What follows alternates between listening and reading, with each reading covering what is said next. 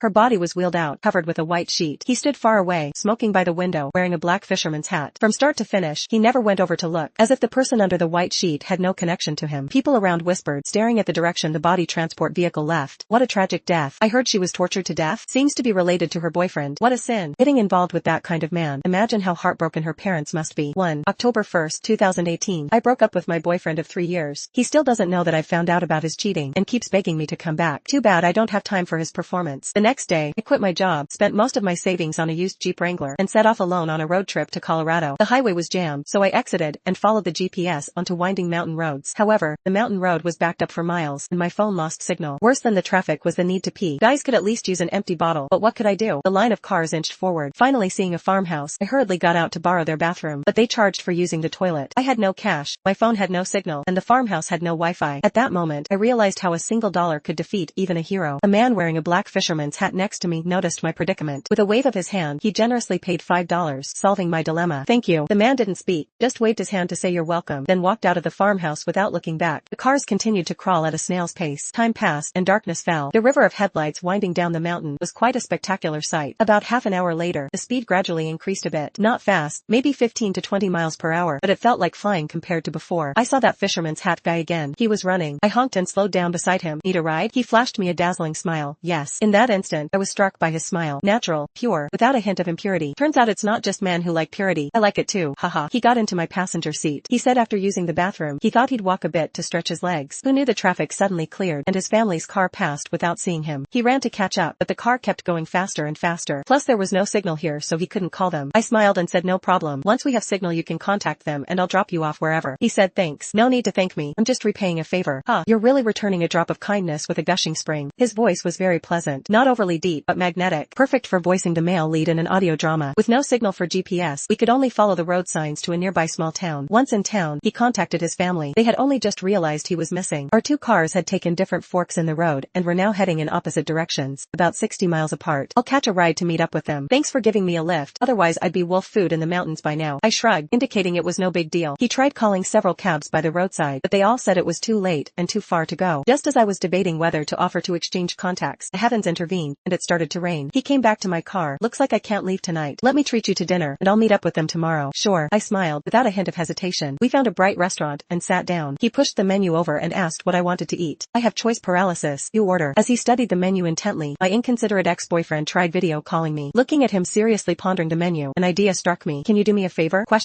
My ex cheated, but thinks I don't know. He's still pestering me. Can I say you're my new boyfriend to get rid of him? He smiled silently after hearing this, looking at me. I felt a bit unsure if he had seen through my ulterior motives. The video call automatically disconnected after ringing for a long time. He moved from across the table to sit beside me, draping his arm over the back of my chair. Call him back. He was very close. I could smell the pleasant lime scent on him. My heart started beating faster. The gloomy mood caused by my ex's betrayal seemed to dissipate with his care. I took a deep breath and called the video back. This time, my ex answered immediately. When he saw me and the fisherman's hat guy sitting close together in the video, the devoted love on his face instantly turned to furious anger. Chloe Parker, I really underestimated you. Tell me, how long have you been cheating on me? Yes. My ex pulled out a diamond ring, his eyes full of nauseating sincerity. Chloe, I was about to propose to you, and this is how you treat me. Ha, as if he was completely innocent. Well then, I should thank you for the favor of not marrying me. You. My ex was about to start cursing. The fisherman's hat guy suddenly leaned close to the camera, squinting his eyes. I think I know you. Of course you know me, you bastard. I'm your grandfather. The fisherman's hat guy took off his hat. Look, recognize me? His hair was so short, even shorter than a buzz cut. Forgive my bluntness, but guys with this hairstyle are either in the military or just got out of prison. But they say a buzz cut is the ultimate test of a handsome guy, and he truly passed with flying colors. He was an incredibly good-looking guy. Hayden Wilson? It's me. The corner of his mouth turned up slightly with a hint of provocation. After all these years as brothers, you steal my girlfriend? Heh, since when were we brothers? Just letting you know. Stop bothering my girlfriend from now on. Who wants her? You can have my sloppy seconds. How dare he call me sloppy seconds? Just as I was about to roll up my sleeves and start cursing, Hayden's large hand pressed on my head. Don't talk to trash. Then he pointed at my ex-boyfriend in the video. Your father failed in raising you. It pains me to see what a piece of work you turned out to be. Hayden Wilson, fuck your grandfather. If you don't, I'll look down on you. I don't know what the deal was with his grandfather, but my ex muttered, psycho, and hung up the video call. I gave him a salute. Many thanks for coming to my rescue, hero. My gesture made him burst out laughing. He called the waiter to bring me a bottle of strawberry milk. Drink this milk, and forget about that jerk. I opened the strawberry milk. Cheers, big brother. He clinked his iced tea against my bottle. He asked where I was road tripping to. I said westward, to Colorado. His hand paused while picking up food. But this is the road to Wyoming. I opened the map app. Good grief. I was now 120 miles further from Colorado than when I started this morning. He leaned in to look at the map too. You started from Denver? I nodded. You have two options now. One is to backtrack here, car and get back on the highway to Colorado. He pointed on the map. 2 is to just go with it and continue to Wyoming. Well, since I've come this far, maybe I'll just go to Wyoming. But Wyoming has high altitude. For you alone, altitude sickness could be trouble. Then I guess I'll go back to the highway. We're retracing the long march route, Yellowstone, Grand Teton. Are you interested in coming along with me? Although he was very handsome, I have social anxiety. Suddenly joining a big family group, that doesn't seem appropriate. Afraid to meet my family? Well, that's not wrong. It sounds so awkward when he puts it that way. And no, not at all. I stubbornly denied. Then tell me your answer before we part ways tomorrow. He used his chopsticks to pick up a piece of fish for me. This means he plans to stay with me tonight too. Hee. Okay, since we arrived in this small town unexpectedly, I hadn't booked a hotel, and of course neither had he. We drove around. Everywhere was fully booked. We finally found one place, but they only had one standard room left with 2 beds. How about you take this room, and I'll find an internet cafe to crash for the night, he said. It's a standard room, 2 beds. Are you afraid I have ulterior motives? He smiled, dimples faintly appearing on his cheeks. You stole my line. The small hotel had no elevator. He carried my suitcase up for me. My suitcase was huge and super heavy, but he lifted it easily with one hand. How are you so strong? This is nothing. I could carry you and sprint for 20 miles. What military unit are you in? He raised an eyebrow at my question. You catch on so quick. Are you a spy? I rolled my eyes at him and stopped talking. Infantry. He smiled. That's all I can say. I couldn't be bothered with him anymore. I took my things to the bathroom to wash up. At least he's not fresh out of prison. 2. Early the next morning, his bed was empty, the sheets smoothed out, as if no one had slept there. Had he already left? I was dazed for a while, feeling a bit groggy from just waking up, but also disappointed. Oh well, was I really expecting a romantic encounter on my travels? I shook my head, trying to clear out the unnecessary thoughts. I took my things to the bathroom. I sat on the toilet, scrolling through my phone. The bathroom was near the entrance. When he came in carrying breakfast, I heard the sound and turned my head to stare at him blankly. My first thought wasn't to scream, but thank goodness I wasn't pooping. By the time I reacted, my face had turned bright red. He calmly closed the door for me. You really don't see me as an outsider. I came out of the bathroom with a red face. I thought you had left. Do I look like the type to love M and leave M? He handed me the breakfast he brought back, beef noodle soup. I slurped a mouthful. It was piping hot and flavorful. How do you write the 2 characters in your name? Chloe Parker. The Chloe in Chloe and the E in Parker. Oh, so Chloe as in the octopus, and Parker as in parking lot. Hey, I punched his chest, but it only hurt my hand. I'm Hayden Wilson. Hayden as in hay, and Wilson as in will dot. Oh, you can call me Big Fish. Then together, we'd really be an octopus, wouldn't we? A muffled laugh came from his chest. Are we shipping ourselves already? His family came to pick him up, right downstairs at the hotel. We exchanged contacts. As I packed up to go down, his parents, uncle, referred to as big uncle, and little sister, were standing next to a Grand Cherokee. I finally understood why my ex-boyfriend backed down so quickly when he heard about Hayden's grandfather. Although he smiled at me, there was an aura of authority emanating from within that formed a barrier around him, making people instinctively fearful. Your uncle is in the military too, right? I asked him quietly. Little octopus has sharp eyes. Another secret identity? Are you sure you're not a spy? I punched him again. He introduced me to his family, only saying my name was Chloe Parker and that I was also from Denver. His family nodded, not asking further questions, but his mom and sister looked at me with particularly eager eyes. He cut off their curiosity, pushing them back into the car. I'll ride with Chloe. You guys go ahead. And just like that, I inexplicably joined their family trip. My Jeep Wrangler followed behind the Grand Cherokee, like a little duckling trailing after Mama Duck. Today he drove, while I focused on taking photos of the scenery from the passenger seat. Sometimes when I took selfies, he'd be in the frame. I asked if I could post the photos on social media, but he said it's best not to, so I heavily blurred him out. But the more I tried to hide it, the more it piqued my friends' curiosity. They all commented, saying I was hiding a secret boyfriend. That night, I roomed with his sister. Big sis, I'm Jenny Wilson. You can call me by my nickname, JJ. The siblings had names related to famous battles. Does your family have someone named Leo too? Big sis, how do you know my uncle's name? The Long March, Why High Campaign, the Ocean Campaign. Every American knows about these famous World War II battles. Big sis, how long have you been dating my brother? We just met yesterday.